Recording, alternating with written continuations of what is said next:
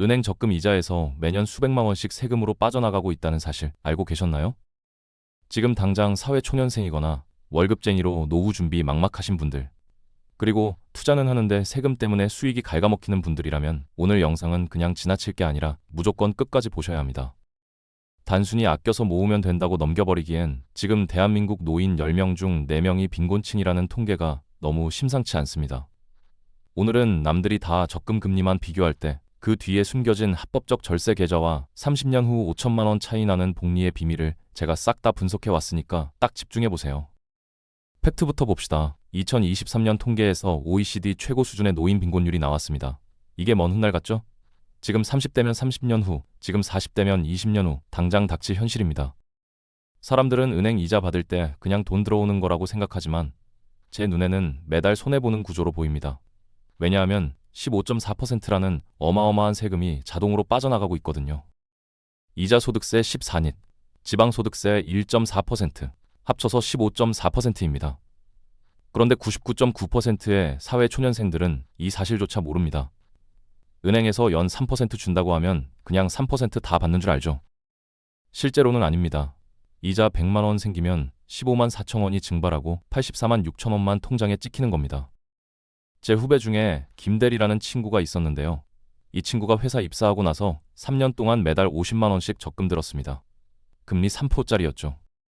그렇게 만기되고 나서 이자 계산해보니까 대략 110만 원 정도 나와야 하는데 실제로 들어온 건 93만 원이었습니다. 17만 원이 어디로 갔을까요? 세금으로 나간 겁니다. 그래서 이 친구가 제게 전화했습니다. 형, 이자가 생각보다 너무 적게 들어왔는데 은행에서 잘못 계산한 거 아니에요? 아니었습니다. 세금 떼고 받은 거였죠. 이렇게 모르고 지나가는 사람이 태반입니다. 한 번도 세후 이자를 직접 계산해 본 적이 없으니까요. 통장 보면서 생각보다 적네? 하고 넘어가는 게 전부죠. 근데 이게 1년이면 몰라도 10년, 20년, 30년 쌓이면 어떻게 될까요? 어마어마한 금액이 세금으로 새어나가는 겁니다. 그런데 여기서 핵심은 이겁니다. 이 세금을 합법적으로 안 낼 수 있는 방법이 존재한다는 겁니다. 탈세 아닙니다. 국가에서 만들어 놓은 정당한 절세 구조입니다. 이걸 모르고 그냥 일반 적금만 들면 30년 동안 수천만 원을 그냥 날리는 겁니다.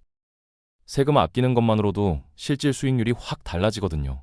지금부터 그 비밀 계좌가 뭔지, 어떻게 활용해야 하는지 제대로 알려드리겠습니다. 합법적으로 세금 안 내는 방법, 그게 바로 개인연금 계좌입니다. 정확하게는 연금 저축하고 IRP라는 두 가지 계좌를 말하는 건데요. 이 둘을 합쳐서 개인연금이라고 부릅니다. 근데 여기서 헷갈리는 용어가 하나 나옵니다. 사적연금이라는 표현도 있거든요. 이게 뭐냐면 국가가 운영하는 국민연금 같은 공적연금과 반대되는 개념입니다. 쉽게 말해서 내가 직접 준비하는 연금이 사적연금이고 그 안에 개인연금이 포함되는 거죠. 자, 그럼 연금 구조를 한번 볼까요? 연금은 크게 3층으로 나뉩니다. 건물로 치면 3층짜리 빌딩이라고 생각하시면 됩니다. 1층은 국민연금입니다. 이건 월급에서 자동으로 빠져나가죠. 본인 의사와 상관없이 원천 징수됩니다. 월급 250만 원 받으면 국민연금 11만 원 정도 자동으로 나가는 거 다들 아실 겁니다. 2층은 퇴직연금입니다. 회사에서 적립해주는 건데 DB형이나 DC형 같은 게 여기 해당됩니다. 이것도 회사가 알아서 관리하니까 내가 직접 컨트롤할 부분이 별로 없습니다. 인사팀에서 알아서 처리해주는 거죠. 그런데 3층, 여기가 핵심입니다. 바로 개인연금인데요. 이건 본인이 직접 가입하고 본인이 직접 운용해야 합니다. 아무도 대신 안 해줍니다. 은행 직원도 안 알려주고 회사 인사팀도 관여 안 합니다. 본인이 찾아서 공부하고 가입해야 하는 겁니다. 그래서 개념을 확실하게 알아야 하는 겁니다. 국민연금이나 퇴직연금은 어차피 회사가 알아서 처리하니까 신경 쓸 게 별로 없어요. 근데 개인연금은 다릅니다. 내가 모르면 평생 혜택 못 받고 끝나는 겁니다. 그래서 이 3층 구조에서 본인이 당장 컨트롤할 수 있는 건 개인연금뿐이라는 거 명심하셔야 합니다. 지금부터 이 개인연금 계좌가 얼마나 강력한 무기인지 제대로 보여드리겠습니다. 개인연금 계좌는 이해하려고 하지 마시고 그냥 외우세요. 필수 암기 과목입니다. 이 계좌가 주는 혜택이 3가지인데요. 첫 번째가 과세이연입니다. 한자로 과세이연, 세금 매기는 걸 미루다는 뜻이죠. 과세이연이 뭐냐? 세금 내는 걸 미래로 미룬다는 겁니다. 일반 예금은 이자 생길 때마다 바로바로 15.4% 세금 떼어가잖아요. 매년 이자 100만 원 생기면 15만 4천 원 증발하고 84만 6천 원만 재투자되는 구조입니다. 근데 개인연금 계좌는 안 그렇습니다. 지금 당장은 세금 안 떼고 나중에 연금 받을 때 내는 겁니다. 왜 이게 좋으냐? 세금 안 뗀 돈이 계좌에 그대로 남아서 다시 투자되거든요. 100만 원 전부 다 재투자됩니다. 복리 효과가 엄청나게 커지는 겁니다. 두 번째 혜택은 저율과세입니다. 나중에 연금 받을 때 세금을 내긴 하는데 15.4%가 아니라 3.3%에서 5.5% 정도만 냅니다. 70세 이상이면 3.3%, 그 이하면 5.5%인데요. 어쨌든 일반 이자 소득세보다 훨씬 낮습니다. 거의 3분의 1 수준이죠. 세 번째 혜택이 바로 세액공제입니다. 이게 제일 직관적이죠. 연말정산 때 이미 낸 세금을 돌려받는 겁니다. 연봉에 따라 다르긴 한데 대략 연간 납입액의 13.2%에서 16.5% 정도를 환급받습니다. 600만 원 넣으면 80만 원에서 100만 원 정도 돌려받는 거죠. 대부분 사람들은 이 세액공제만 보고 좋아합니다. 당장 현금이 손에 들어오니까요. 3월에 통장에 100만 원 찍히면 기분 좋잖아요. 근데 진짜 무서운 건 과세 이연하고 저율과세입니다. 장기적으로 보면 이 두 개 효과가 세액공제보다 훨씬 큽니다. 30년 복리로 돌리면 차이가 수천만 원 나거든요. 그래서 단기적으로 환급받는 것만 보지 말고 장기적인 관점에서 이 계좌를 바라봐야 합니다. 지금부터 실제 숫자로 보여드리겠습니다. 자, 이제 실제 숫자로 들어가 보겠습니다. 원금 1천만 원 있다고 가정해 봅시다. 연 수익률 10%로 30년 동안 굴린다고 쳐보죠. 일반 예금 계좌와 개인연금 계좌, 이 두 개를 비교해 보겠습니다. 먼저 일반 예금입니다. 매년 이자 생기면 15.4% 세금 떼어가죠. 첫 해에 100만 원 수익 나면 15만 4천 원 빠지고 84만 6천 원만 재투자됩니다. 2년 차에도 마찬가지고 3년 차에도 똑같습니다. 매년 수익의 15.4%가 증발하는 겁니다. 이렇게 30년 돌리면 얼마가 될까요? 약 1억 1,400만 원입니다. 10배 정도 불었네요. 나쁘지 않아 보입니다. 그런데 개인연금 계좌는 다릅니다. 세금을 당장 안 떼니까 수익금 100만 원이 그대로 100만 원 전부 재투자됩니다. 복리 효과가 제대로 먹히는 거죠. 2년 차에도 세금 안 떼고 3년 차에도 안 뗍니다. 30년 내내 세금 한 푼 안 떼고 굴립니다. 30년 후 결과가 어떻게 나올까요? 약 1억 4,900만 원입니다. 벌써 3,500만 원 차이 나죠? 근데 여기서 끝이 아닙니다. 연금 받을 때 저율과세 적용받잖아요. 15.4%가 아니라 평균 4.4% 정도만 세금 냅니다. 70세 이상이면 3.3%고 그 아래면 5.5%니까 평균 잡으면 4.4% 정도 되는 거죠. 이걸 반영하면 최종 수령액이 약 1억 6,700만 원 나옵니다.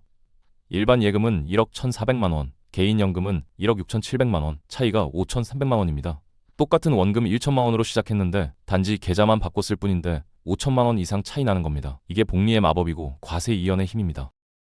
30년이라는 시간이 길게 느껴지시나요? 지금 30살이면 60살, 지금 40살이면 70살입니다. 어차피 살아갈 시간입니다. 그 시간 동안 어떤 계좌에 돈을 넣어두느냐에 따라서 노후 자금이 5천만 원 이상 달라지는 겁니다. 이게 단순히 계좌 하나 바꾸는 문제가 아니라 인생이 바뀌는 문제거든요. 지금 당장 시작 안 하면 이 5천만 원은 영영 못 만드는 겁니다. 그런데 여기서 많은 분들이 이렇게 말씀하십니다. 지금은 돈 쓸 데가 너무 많아요. 결혼도 해야 하고 집도 사야 하는데 연금까지 넣을 여유가 없어요. 맞는 말입니다. 20대, 30대는 돈 쓸 곳이 정말 많죠. 결혼 자금만 해도 수천만 원 들어가고 집 사려면 몇 억이 필요합니다. 당장 눈앞에 닥친 일들만 해도 벅찬데 노후까지 생각하기 힘들다는 거 이해합니다. 그런데 바로 그렇기 때문에 지금 시작해야 합니다. 복리 효과를 누리려면 시간이 필요하거든요. 세제 혜택은 소급 적용이 안 됩니다. 지나간 시간은 절대 되돌릴 수 없어요. 10년 뒤에 그때 시작할 걸 후회해도 그 10년은 영영 사라지는 겁니다. 시간은 돈 주고도 못 삽니다. 제 지인 중에 50대 부장님이 한 분 계십니다. 대기업 임원급이시고요. 연봉도 1억 넘고 경제적으로 여유로워 보이죠. 외제차 타시고 좋은 동네 아파트 살고 계십니다. 그런데 이분이 제게 이렇게 말씀하셨어요. 나는 이제 노후 준비 시작하기엔 너무 늦었어. 애들 대학 등록금에 집 대출금 갚느라 지금까지 한 푼도 못 모았거든. 퇴직금 받아봤자 빚 갚고 나면 남는 게 없을 것 같아. 고소득자인데도 노후 준비 실패한 겁니다. 왜 그럴까요? 소비 수준이 높고 은퇴까지 남은 시간이 짧으니까요. 하나. 0년 안에 수억을 모으기는 현실적으로 불가능합니다. 반대로 20대, 30대는 어떨까요? 월급은 적을 수 있습니다. 200만 원, 250만 원 받는 사회 초년생도 많죠. 근데 소비를 통제할 수 있습니다. 월 30만 원만 저축해도 30년이면 엄청난 금액이 됩니다. 아까 본 시뮬레이션처럼 복리 효과가 시간을 돈으로 바꿔주거든요. 그런데 또 이런 걱정하시죠? 돈이 묶이는 게 부담스러워요. 나중에 급하게 돈 쓸 일 생기면 어떡해요? 괜찮습니다. 개인연금 계좌도 중도 인출 방법이 있습니다. 완전히 막혀있는 게 아니에요. 지금부터 그 방법을 알려드리겠습니다. 연금 계좌 활용 전략부터 말씀드리겠습니다. 연간 세액공제 한도가 총 900만 원입니다. 연금 저축은 600만 원까지, IRP는 900만 원까지 인정됩니다. 여기서 헷갈리시면 안 되는 게 IRP 900만 원이 따로 있는 게 아니라 연금 저축 600만 원 포함해서 900만이라는 겁니다. 그럼 어떻게 채워야 할까요? 연금저축에 먼저 600만 원 넣고 IRP에 나머지 300만 원 넣는 게 정답입니다. 왜 이 순서일까요? IRP 한도가 더 크긴 한데 투자 가능한 상품의 다양성은 연금저축이 훨씬 좋습니다. 연금저축은 ETF든 펀드든 원하는 거 다 살 수 있어요. 근데 IRP는 원리금 보장 상품을 30% 이상 넣어야 한다는 규제가 있습니다. 그리고 중도 인출도 연금저축이 훨씬 편합니다. 자, 그럼 중도 인출 방법 알려드릴게요. 핵심은 이겁니다. 세액공제 받은 원금이나 수익금은 인출하면 기타 소득세 16.5%가 부과됩니다. 이건 페널티가 큰 거죠. 그래서 이 돈은 노후까지 절대 건드리면 안 됩니다. 근데 세액공제 한도를 초과해서 넣은 돈은 다릅니다. 예를 들어볼까요? 연금축 한도가 600만 원인데 800만 원을 넣었다고 칩시다. 600만 원은 세액공제 받았고 나머지 200만 원은 세액공제 못 받은 거죠. 이 200만 원은 언제든지 페널티 없이 뺄 수 있습니다. 결혼자금 필요하면 빼고 집 살 때 필요하면 빼면 됩니다. 그래서 전략이 이겁니다. 여유 있을 때는 한도 이상으로 넣어두는 겁니다. 월 70만 원씩 넣으면 연간 840만 원이죠. 세액공제는 600만 원까지만 받고 나머지 240만 원은 비상금처럼 쌓아두는 겁니다. 나중에 급하게 돈 필요하면 이 초과 납입분부터 인출하면 됩니다. 세금 한 푼 안 내고 빼낼 수 있어요. 이렇게 하면 노후 준비도 하면서 유동성 문제도 해결할 수 있습니다. 그런데 개인연금 계좌에도 단점이 하나 있습니다. 연간 납입 한도가 1,800만 원으로 제한되어 있어요. 연금저축 1,800만 원, IRP 1,800만 원, 합쳐서 연간 최대 1,800만 원까지만 넣을 수 있습니다. 더 많은 돈을 굴리고 싶어도 못 넣는 겁니다. 그래서 등장한 게 바로 ISA입니다. 개인 종합 자산 관리계라고 하는데요. 연금저축, IRP와 함께 절세 3총사로 불립니다. ISA의 가장 큰 장점은 손익통산입니다. 이게 뭐냐면 계좌 내에서 발생한 이익과 손실을 합산해서 순수익에 대해서만 세금을 매긴다는 겁니다. 예를 들어볼까요? A라는 주식에서 300만 원 벌고 B라는 주식에서 100만 원 잃었다고 칩시다. 일반 계좌는 어떻게 될까요? 손실 100만 원은 완전히 무시하고 이익 300만 원에 대해서만 15.4% 세금 떼어갑니다. 46만 원 정도 세금 나가는 거죠. 근데 ISA는 다릅니다. 이익 300만 원에서 손실 100만 원 빼고 순수익 200만 원에 대해서만 세금 매깁니다. 그것도 200만 원까지는 비과세입니다. 세금품 안 내는 거예요. 200만 원 넘어가는 금액은 9.9%로 분리과세됩니다. 15.4%보다 훨씬 낮죠. 그래서 주식 투자하시는 분들은 ISA를 반드시 활용해야 합니다. 손실 볼 때 세금 아끼는 효과가 엄청나거든요. 단 ISA는 3년 의무 갈 기간이 있습니다. 3년 안에 돈 빼면 세제 혜택 다 날아갑니다. 근데 3년 채우고 만기되면 또 다른 혜택이 있어요. 만기 후 연금계좌로 이체하면 추가 세액공제를 받을 수 있습니다. ISA에서 모은 돈을 연금저축으로 옮기면 이체 금액의 10%를 세액공제해 주는 겁니다. 최대 300만 원까지 가능하니까 30만 원 환급받는 거죠. 그래서 ISA는 자산 증식의 연결고리 역할을 합니다. 젊을 때는 ISA로 공격적으로 투자하고 만기되면 연금 계좌로 옮겨서 노후 준비하는 겁니다. 그럼 이제 실전 질문 하나 드리겠습니다. 매달 얼마를 저축해야 할까요? 보통 재테크 유튜버들이 이렇게 말합니다. 소득의 10%에서 15% 정도 저축하세요. 근데 저는 이 말이 별로 와닿지 않습니다. 왜냐하면 사람마다 쓰는 돈이 다르거든요. 같은 월급 300만 원 받아도 어떤 사람은 100만 원 쓰고 어떤 사람은 250만 원 씁니다. 그래서 제가 드리고 싶은 조언은 이겁니다. 나중에 쓰고 싶은 만큼 저축하세요. 역발상이죠. 예를 들어볼까요? 지금 매달 150만 원 쓰면서 살고 있다고 칩시다. 30년 후 은퇴했을 때도 150만 원 쓰면서 살고 싶으면 얼마를 저축해야 할까요?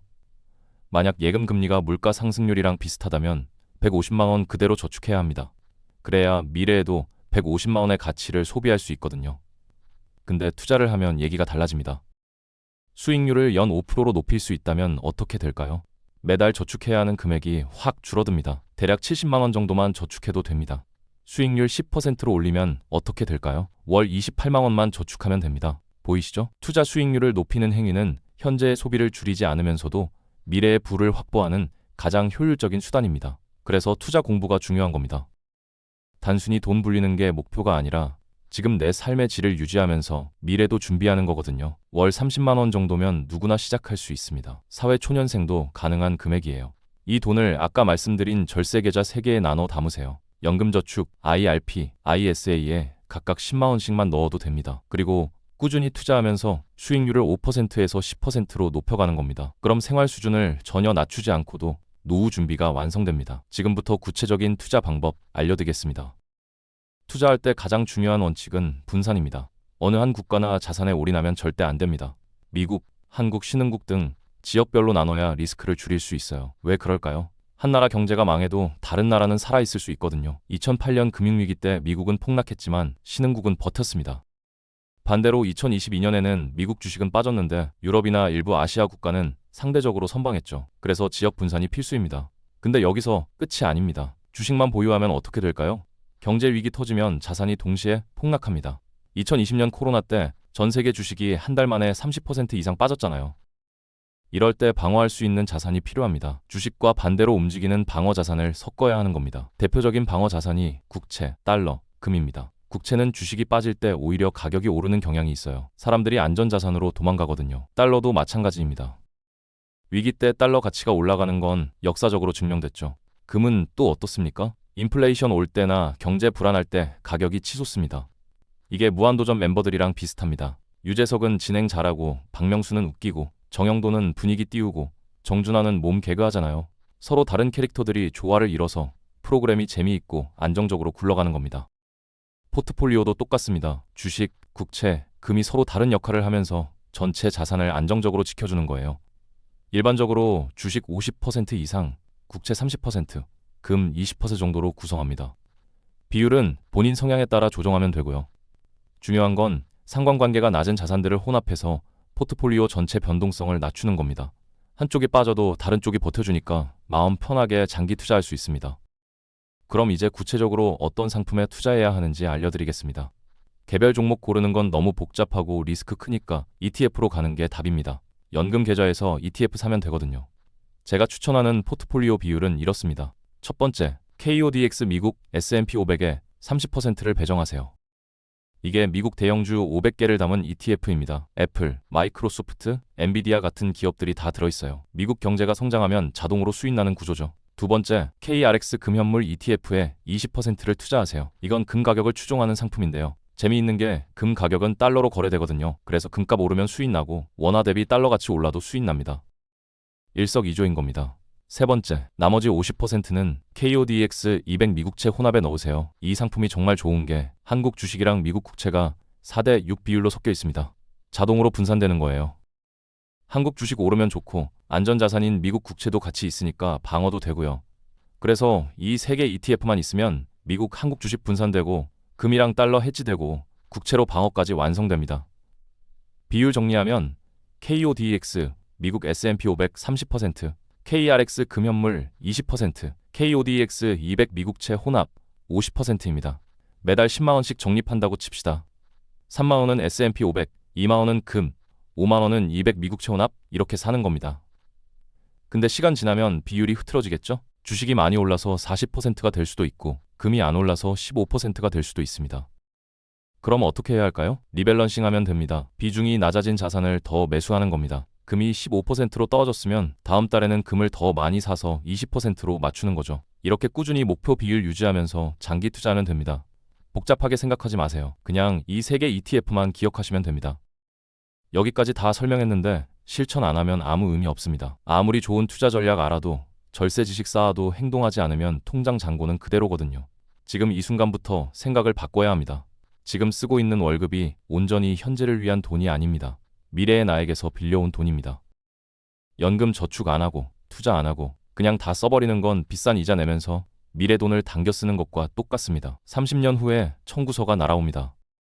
시간이라는 강력한 복리 효과가 부족한 자금을 채워줄 테니까 오늘 당장 계좌를 개설하고 소액이라도 납입을 시작하세요. 30년 후 당신의 통장 잔고와 노후의 삶은 바로 지금 이 순간의 선택과 실행에 달려 있습니다. 오늘 영상이 도움되셨다면 구독과 좋아요 부탁드립니다. 다음 영상에서 뵙겠습니다.